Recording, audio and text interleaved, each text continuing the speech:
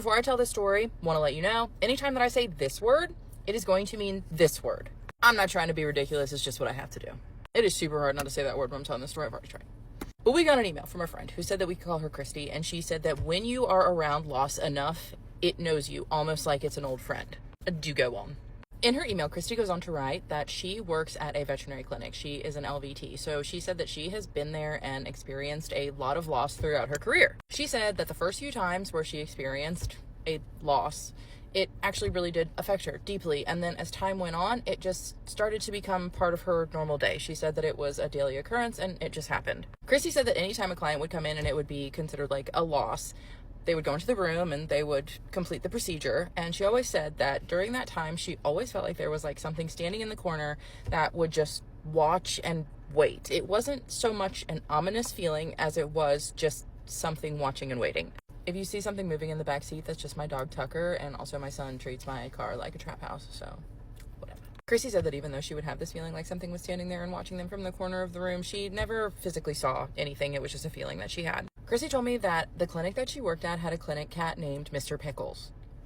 Stop. But she said that Mr. Pickles was very old. He had been around for a really long time. Mr. Pickles had lived at the clinic his entire life, so this is where he was comfortable. Even when he did get into his elevated years, this is where he would stay. It was his home. And because he lived in a clinic, he received the best medical care possible. But as with all things, even with the best medical care possible, as things age, they decline. Christy did give us a little bit of an ode to Mr. Pickles, and she said that he was the cat who knew when someone needed to be comforted. Like, he didn't go up to every single person, but if someone was there and they were having a hard time or they were getting some really bad news, for some reason, Mr. Pickles was always really drawn to these people. Even when he was old and it was difficult for him to get around, he would still seek out the people who needed to be comforted and would still walk to them. Working at the clinic, Christy said that she was a morning person, so she always volunteered for the early morning shifts to be the first person there, get everything opened up, let the animals out who were staying there that were hospitalized, let Mr. Pickles out, make sure that he was good for the day, just get everything up and running before the rest of the staff came in. So every night when the staff would go home, they would put Mr. Pickles upstairs in their break room and they would shut the door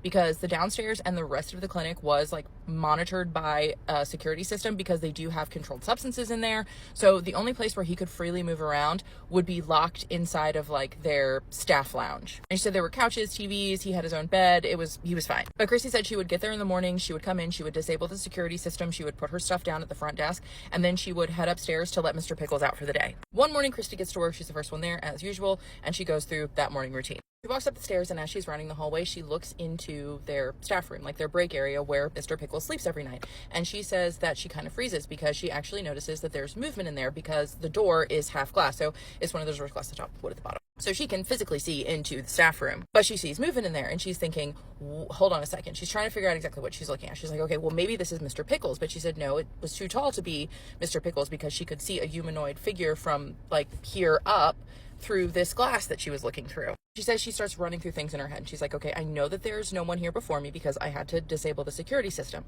I know that there's no possible way that anyone has broken in because if they did, they would have tripped the security system. At this point, she says she's about 25 feet away from this glass, so she actually steps a little bit closer. It's still dark, and the thing or whatever she's looking at in there is not acknowledging her, but she's like, if this is a person, like, I've got to figure out, what am I doing here? She says she walks until she's about 15 feet away, and she looks in there, and she looks at this thing, and she said, yeah, it's humanoid, except not humanoid. She said the best way that she can describe what she was looking at, it was like a 3D shadow. It was wispy, like black smoke coming off of it. It was not, like, you couldn't see through it, and where there should have been a face, it was just a hooded void. At this point in her email, Christy told me that she has no idea what she is looking at. She is thinking, okay, I need to call someone, but she had left her purse downstairs on the front desk where she always left it, and that's where her cell phone was. In order to get to another phone inside of the clinic, she would have to go into one of the offices, which was 10 feet back and across the hallway. She would also have to then unlock the office door, but unlocking the office door was not something that she did every morning because it wasn't her office. So the keys that she had to unlock all of the doors were also downstairs in her purse because the only key that she needed was this key to the staff room. She's running through her mind. What do I do next? Do I go get the keys? Do I go and run to get my cell phone? And then she notices this thing starts to move. Christy decides the best thing she can do is get to a phone, whether it be in the office, whether it be downstairs. She doesn't care. So she takes one step backwards. As soon as she moves, she said that this thing's head jerks up. She still can't see a face, just looks like a hooded void, but she can just tell this thing is looking at her. This thing is staring at her. She says she's taking in everything that's going on, and in the staff room there's a table which is about like, you know, waist high, and she says that she sees something jump onto the table, and she's thinking, oh my gosh, it's Mr. Pickles.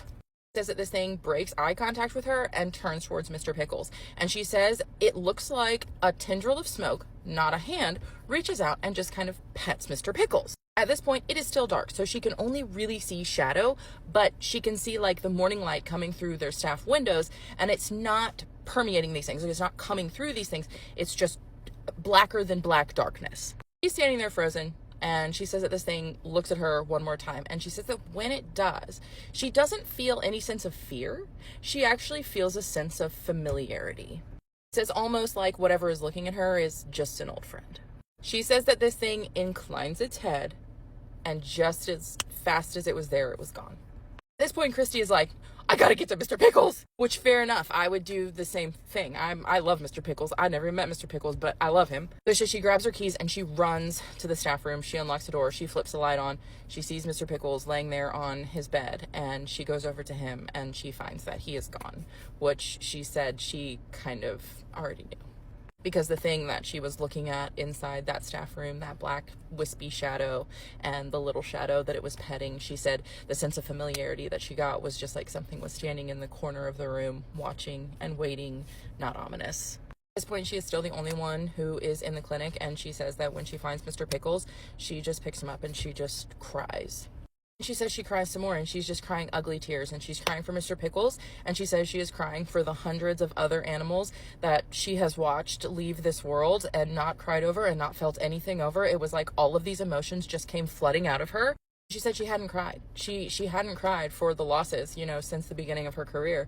And she said that it just becomes something that just becomes a norm in your day. She said it just became a normal part of her day to watch the light leave something's eyes and then just carry its shell. No feeling, no emotion, no sadness. Because when you see enough loss, it becomes a living thing. It becomes something that you sit with, and you no longer feel the sadness that you're supposed to feel. She says as she was sitting there letting all of these emotions out, it just came to her that she knew exactly what she saw. She saw loss personified. In her email, she wrote, maybe I saw the Grim Reaper. Maybe something different comes for animals, and that's what I saw. She doesn't know.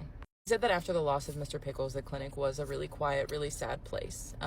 They were never able to find another animal to fill that void who had like that sixth sense that Mr. Pickles did about who needed to be comforted, or anyone who, or any other animal that felt like comfortable within the clinic, like it was their home. And she said that if an animal didn't feel that way, it was just cruel to leave them alone all night if that's not where they wanted to be. So any animal that they would bring in to try to make like a new clinic cat, they would eventually end up finding it a home, or it would go live with one of the staff.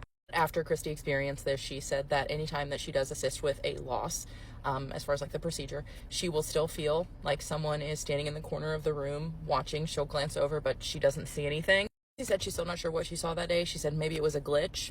Maybe loss knows you as well if you know it and you spend enough time around it, and maybe it felt comfortable enough with her to show itself, or maybe it just didn't feel her presence because it was so used to her being around all the time that it slipped up. But she said that she knows what she saw that day, and she knows what will be waiting for her on the other side when her time comes.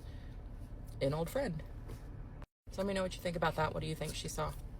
I came back to making content. I decided that what I was going to do is weekdays were going to be content creation and weekends were going to be time off with my family. But when I decided to do that, I was like, I'll double up on Mondays and Tuesdays just to make up for those 2 days that I didn't do a story. So I hope that everyone enjoyed that. Let me know your thoughts because I'm interested to hear. I worked in a veterinary. I hate saying that word. I can't say it. But I worked in a clinic for a long time, and I was reading this email and I was like, I know exactly what she's talking about. I never saw anything like that. I didn't, I'm just not that interesting. But I have the feeling, yeah. And it does. Loss does become something that you just sit with because you see it daily, in and out, all the time. And I'm sure that nurses as well, nurses, doctors, anybody in medical professions sees this too. So not that, but like the constant like loss. So I know it took me a really long time to kind of like regroup my mind and like realize like it's okay to grieve. So if you're someone who's going through something like that, like this your permission slip, it's okay to be sad. Tucker, tell everybody to have a good day. Okay.